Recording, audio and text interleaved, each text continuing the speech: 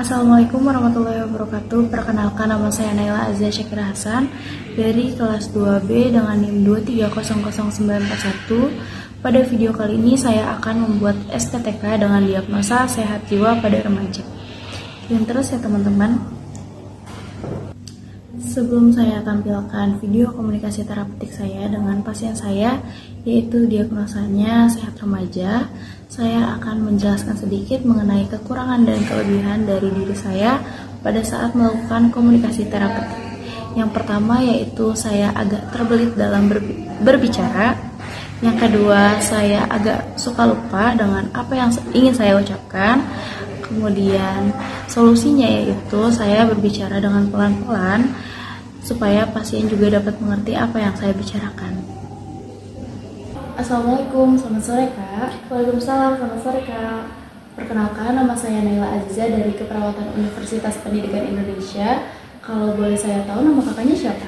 Nama aku Davina Cantiki. Oh, Kak Davina Cantiki ya. Kakak nyamannya aku panggil siapa? Boleh dipanggil Davina. Oh, Kak Davina ya. Kalau aku boleh tahu lagi, umur kakak saat ini berapa? Umur aku sekarang 18 tahun. Oh, 18 tahun. Kalau kesibukan kakak saat ini? Aku lagi sibuk kuliah sama ikut organisasi sih. Oh, kuliah ya Kak. Kakak jurusan apa? Aku dari jurusan PGSD. Oh, PGSD. Lulus berarti jadi guru SD ya? Iya, insya Allah. Gitu. Kak, kalau boleh aku mau ngobrol-ngobrol sama kakak. Apakah kakak bersedia? Insya Allah bersedia Kak. Cuman nanya sedikit aja sih tentang diri kakak. Kakak juga nggak usah tegang. Bersedia kan? Insya Allah bersedia. Untuk tempatnya di sini aja ya. Boleh. Waktunya juga kurang lebih 30 menit. Oke, siap. Oke, baik Kak. Kita lanjut ya Kak. Sebelumnya aku boleh tahu gak sih gimana perasaan kakak hari ini? Alhamdulillah mungkin sedikit capek ya karena juga persiapan buat UAS gitu. Sebelum kita bincang-bincang lebih dalam, aku boleh tahu gak sih apakah kakak mengenali diri kakak dengan mengetahui kelebihan dan kekurangan diri kakak? Tahu kalau kekurangan aku ya, aku tuh orangnya pelupa gitu, jadi kalau apa harus dicatat. Terus aku juga kadang suka menunda tugas gitu. Mungkin kalau buat kelebihan, aku tuh orangnya bisa menyerap informasi dengan cepat gitu, responsif. Oke. Kakak punya cita-cita gak Kak? Kira-kira cita-cita kakak itu apa? Cita aku tuh yang konsisten dari sekarang dari dulu sampai sekarang itu jadi guru. Jadi guru. Kan tadi kakak bilang kakak itu kuliah dan mengikuti organisasi ya Kak. Gimana sih cara kakak manage waktunya buat dibagi secara balance gitu? Cara ngatur waktunya sih aku buat skala prioritas ya. Yang aku tambahin dulu pasti akademik, terus baru organisasi. Tapi gimana pertemanan kakak di kampus? Kalau menurut aku pertemanan di kampus aku tuh sportif gitu orang-orangnya gitu. Juga saling dukung lah gitu. Jadi enak juga. Oke. Kakak tahu gak sih pergaulan bebas di masa remaja saat ini? Tahu gitu, apalagi kan ini juga bukan hal yang baru-baru ini gitu, karena kan dari dulu juga udah ada. Oke. Kalau aku boleh tahu gimana sih hubungan kakak sama orang lain, kayak interaksi kakak ke orang lain atau ke lawan jenis gitu, itu gimana Kak?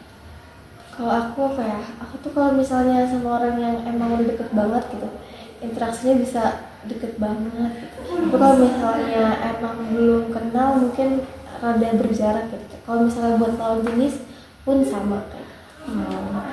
Kalau boleh tahu gimana sih cara kakak menyelesaikan masalah yang pernah kakak alami dengan orang tua atau orang lain yang ada di sekitar kakak?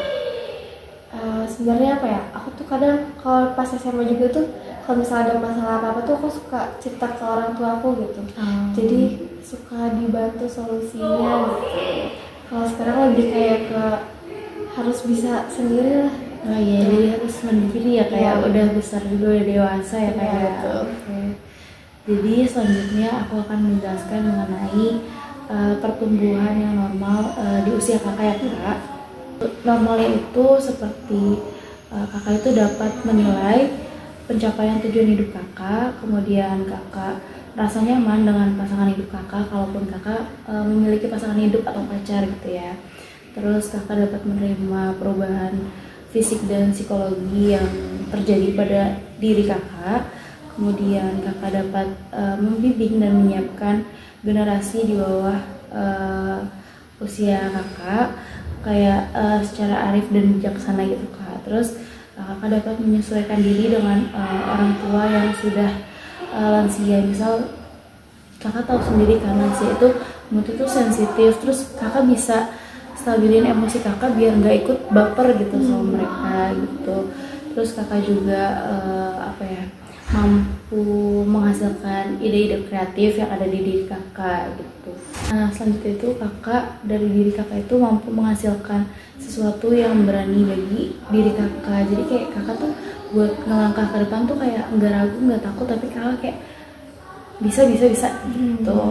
Terus kakak itu punya rasa empati atau peduli terhadap orang lain gitu. Terus kayak kakak dapat mengembangkan minat dan hobi kakak. Kalau boleh tahu hobi kakak itu apa sih? Hobi aku ini sih nyanyi. Nyanyi, keren dong kak. Terus gimana kak? Apakah kakak udah mencapai perkembangan yang saya sebutkan tadi? Aku sih ngerasa sebagian besar udah tercapai gitu, dan mungkin beberapanya lagi tuh masih dalam proses dan melakukan evaluasi setiap harinya. Oke.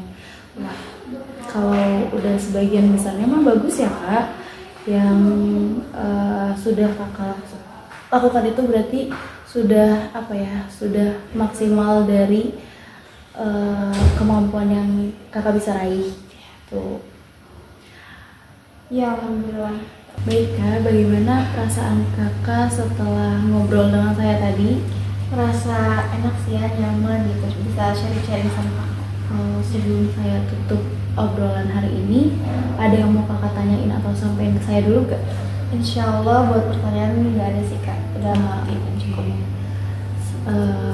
Baik ya kak, nanti saya harap kakak bisa mempertahankan hal-hal yang baik dari diri kakak dan merubah hal-hal yang menyimpang secara perlahan ya kak. Amin insya Allah. Oke, baik kalau gitu pertemuan kita hari ini untuk ngobrol saya cukupkan dulu. Nanti saya kabari lagi jika kita akan melakukan pertemuan lagi mengenai perkembangan kakak. Saya pamit dulu ya kak. Terima kasih banyak ya kak. Ya.